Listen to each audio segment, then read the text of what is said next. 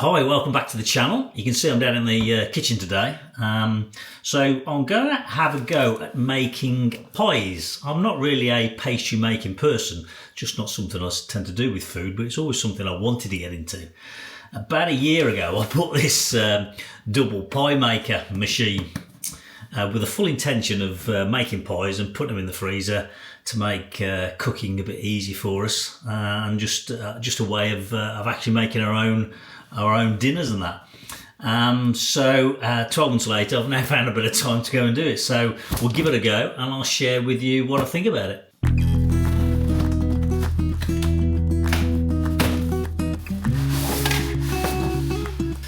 Instructions.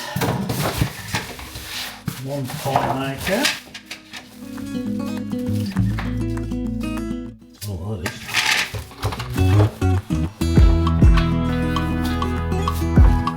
So it's all coated and treated as a non-stick.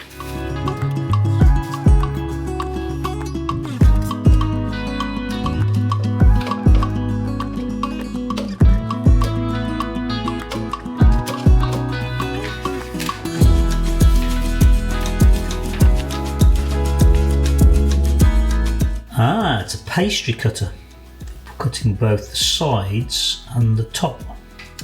And I thought this was a stand, but it's a pie cutter, a pastry cutter. So that will do the top lid size, and then I think that must be for the sides, and it cuts it so it all folds up neatly. So when you first get it, you're just going to wipe it through, wipe it all over on the surfaces.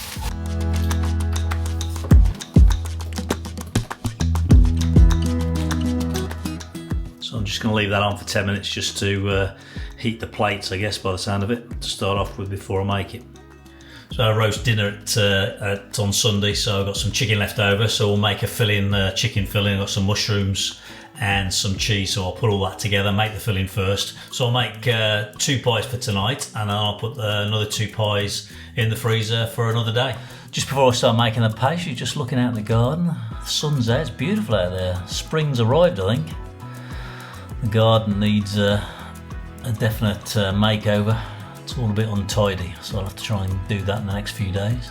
So I've got a recipe for the pastry. I'll put that on the screen. It's for 6, but I only want to do 4, so I've made it sort of 2/3, if you like. So I've not made really pastry before. So I've got some flour. I'm going to sift the flour. Then I'm going to add the butter, and then I'm going to add the salt and some water, and then it needs to go in the fridge for an hour, it says, so I'll do that first before I make the filling. So I've just sifted the flour, I've just added the butter in there just to make that into an even mixture, and then start to add the water and the salt. If anybody's got any suggestions on better recipes for pastry, I'm all ears. I'm just making that into a crumb-like texture. Disperse the butter throughout. Add the salt in. And half the water. It's only a small amount of water, to be honest. I'm going to need more water, I think. Okay, this is needing loads more water than the recipe says. Okay, just starting to form the dough. Seem to add probably 4 or 5 times that water is on that recipe, so come on you pastry makers, tell me what I'm doing wrong.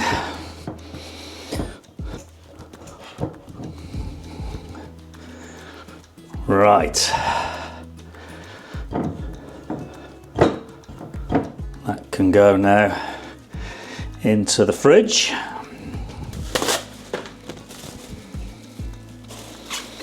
So I need to pop that in the fridge for an hour.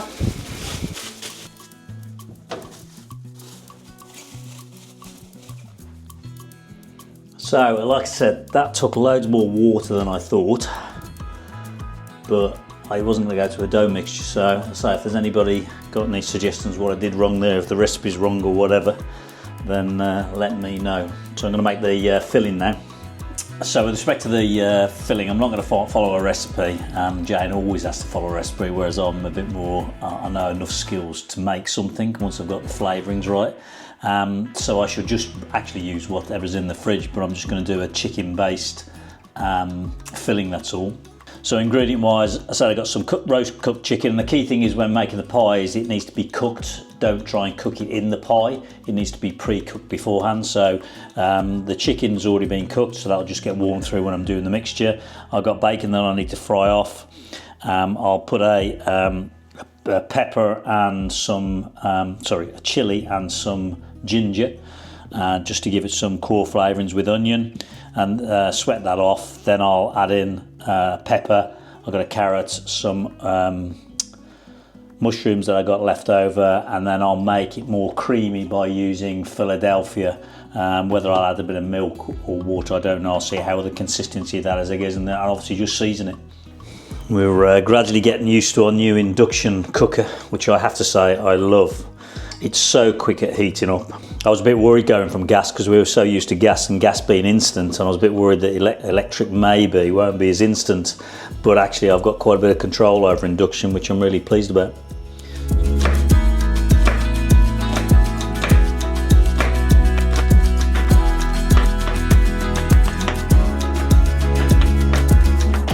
I love when I'm cooking to prep everything so I'm ready for the cook instead of trying to prep and cook at the same time. I find that too stressful. So having lots of bowls to put the ingredients in. That probably means it puts me on a scale, I guess, or something. I've been organised.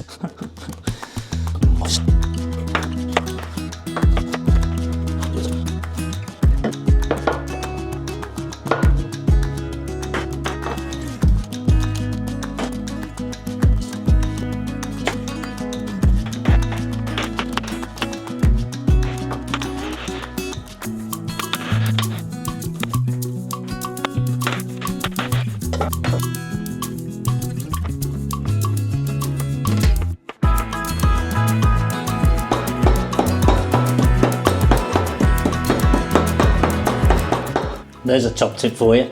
Jane saw it on TikTok the other day. Was a chef did it. Chopping up ginger can, because it's quite fibrous, can be quite difficult. Is to obviously trim it all, get all the waste out of the way, then slightly thin it, put it on a board, and just hammer it. And apparently, it works by the looks of it.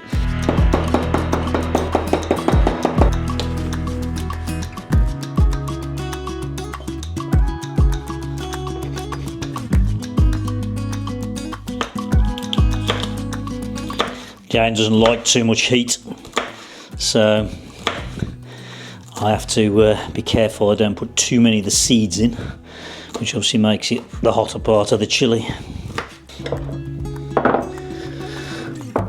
There's all my ingredients. I'll start cooking it now. I'll just fry off the onions first. Add in the bacon and get that fried off. Then the ginger and the chilli, fry those off. And the carrots. I am going to add just a bit of smoked paprika, I think, just to give it a bit of oomph. Splash of water just to take the intensity off. Get those carrots cooking.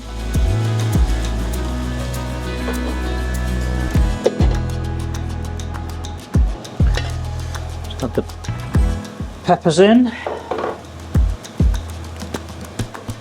and the mushrooms.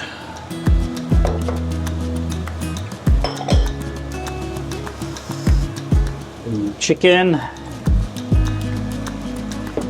And I did find a bit of celery I had, so I'm just going to add, don't want to waste anything in the fridge. And to give it a stir around for now. I don't want too runny a sauce in the pie because of making the pastry soggy. So I've got to make a decision over the the consistency. So I'm using Philadelphia Lights only because from a bit healthier perspective, less fat. Now let's give that a stir around. It's going to need a bit more liquid, I think. So I think I'll put a bit of milk and water in, I think.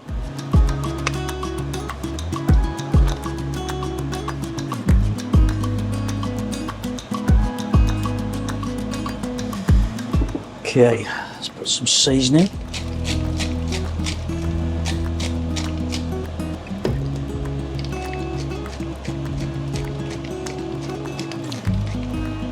Okay, it's looking good. So it's a bit of a chunky pie. Let's have a taste. So that's the filling done. Now I've just got to roll out the pastry. So like I'm never really made pastry that much before, so we'll see. I suspect it's one of those things I've got to hone and craft my capability on pastry making. And then I'll get some proper recipes around, you know, some, I don't know, beef. We like steak. So anybody who's got any recipes on steak pie or a steak and ale pie or that type of thing, I'm well up for that. Yeah, so just reading up a bit more about this. I say it's a cutter. So this side cuts the lid. So I'm going to roll it out to about 1/4 inch thick and cut it that way. And then this side cuts the bit that goes into the fold, into the main compartment. But it's got these little cutter serrations that helps it fold. So that's quite interesting, that is. So 1/4 inch out, cut 4 tops, 4 bottoms hopefully. Whether I've got enough pastry, we'll find out. So that's all cooked through now. I don't need to do any more to that. That can just cool off a bit. I say it's important that your filling is cooked before it goes in. It's actually gone a bit thin now, so I might actually put a bit of corn flour and cook through the corn flour first. That's better. Just that stickiness I wanted. I'll let that cook through. So it's been a couple of hours since the pastry's been in the fridge chilling, so it's now ready to be rolled out. So I'm going to roll that out to around about 1/4 inch thick, I think, and then cut it into the various sizes, get them in the mould, and do the first pass of the first 2 pies basically.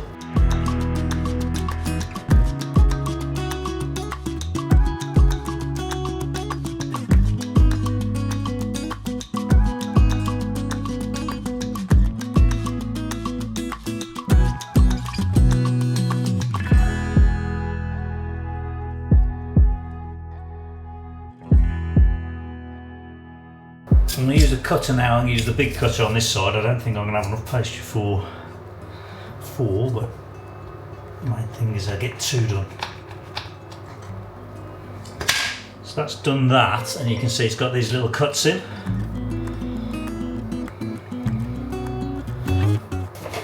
So let's get that into the pie maker, I guess.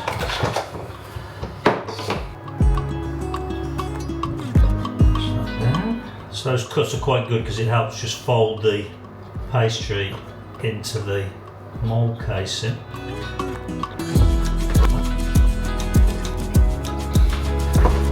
That's the first one. Yeah. Okay, so I'll get the tops now ready.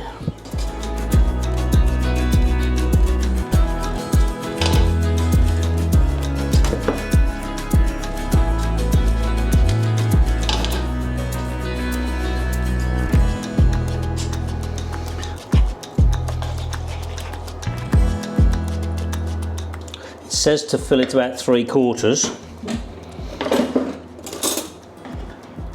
so it's already overfilled, so I can have way more than I want, but it's fairly sticky, so I think I'm going to go with that.